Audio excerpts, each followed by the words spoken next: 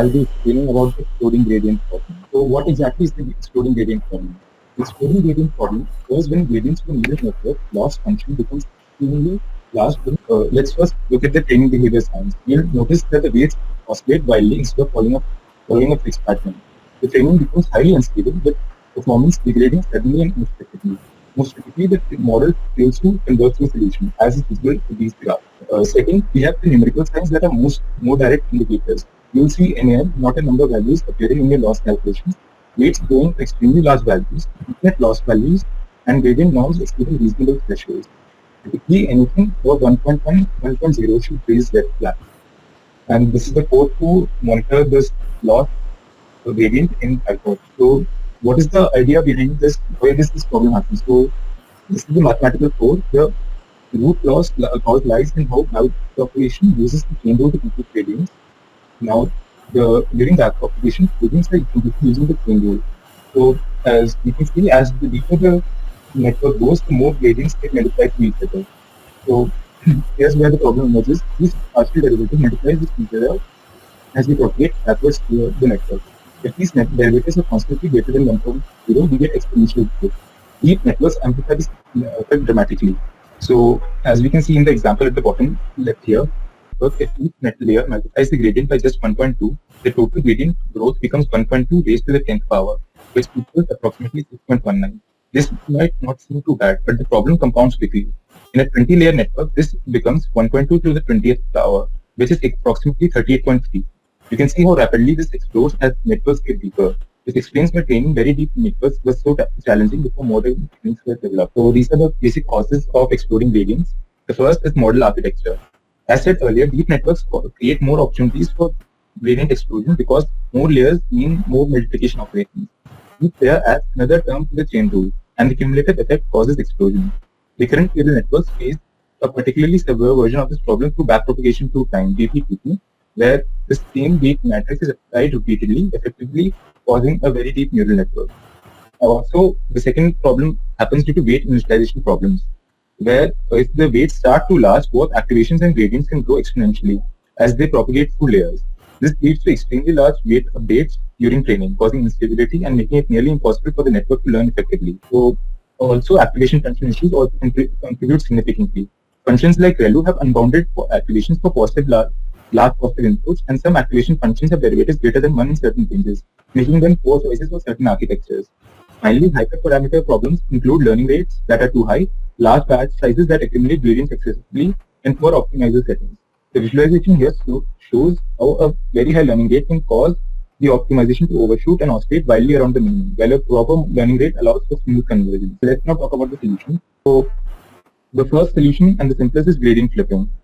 Gradient flipping works by setting a threshold, by setting a thing, by setting a thing, by setting a thing, value, by setting a scale down, by setting a thing, by setting a thing, by setting a thing, by setting a thing, by setting a thing, by setting a thing, by setting a thing, guardrail, setting a gradient updates. So there are two main approaches. The first is norm-based gradient flipping, which includes the entire gradient vector if its norm is equal to the threshold.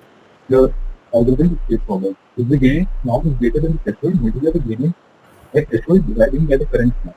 This approach preserves the direction of the gradient vector perfectly. Now the second approach is value-based clipping. It takes a different approach, clipping each gradient element individually to lie within a specified range, within the specified minimum and maximum.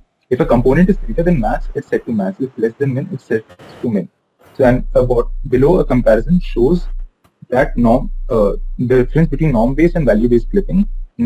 Norm-based clipping preserves direction and is ideal for very deep neural networks and RNNs requiring global stability, though it's slightly more complex to implement. Value-based clipping offers element-wise control and is simpler, but may distort the gradient direction. So the next solution is batch normalization. Batch normalization is another powerful technique that helps mitigate exploding gradients by normalizing inputs to each layer during training. It involves subtracting the mean and dividing by the batch standard deviation for layer inputs. This keeps inputs within a controlled range, preventing extreme activation functions that could lead to a gradient explosion. So the mathematical formulation is also provided here. The benefits of this approach are that it minimizes the shifts in input distributions to layers caused by parameter updates during training. By stabilizing these distributions, layers receive more consistent inputs, which help keep gradient magnitude stable. This is also known as reducing the internal covariate shift.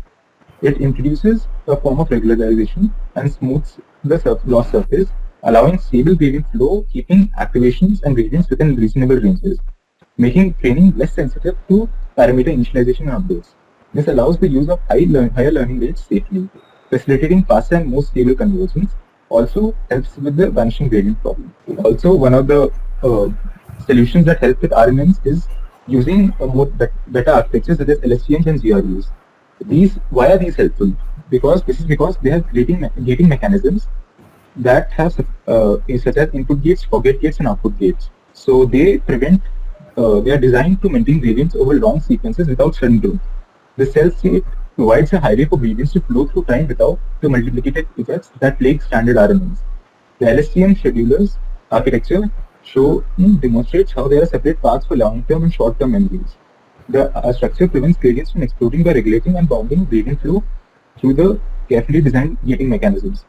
Compared to simple RNNs that propagate directly through all timescales, LSTMs and GRUs effectively mitigate both exploding and vanishing gradient problems, making them the preferred choice for sequence modeling tasks required long-term dependencies. Now, one of the ways to deal with hyperparameter issues is using smaller learning rates. So typical adjustments include dropping the learning rate from 10 to 0.1 or using learning rate scheduling. This is crucial because optimal learning rate often changes during training. Starting with a learning rate that's appropriate early in training might become too large as the model approaches convergence. So common scheduling strategies include step decay, which reduces learning rate by a factor every few epochs. Second is exponential decay, gradually decrease the learning rate following an exponential curve, or cosine annealing, using the cosine function to smoothly vary learning rate.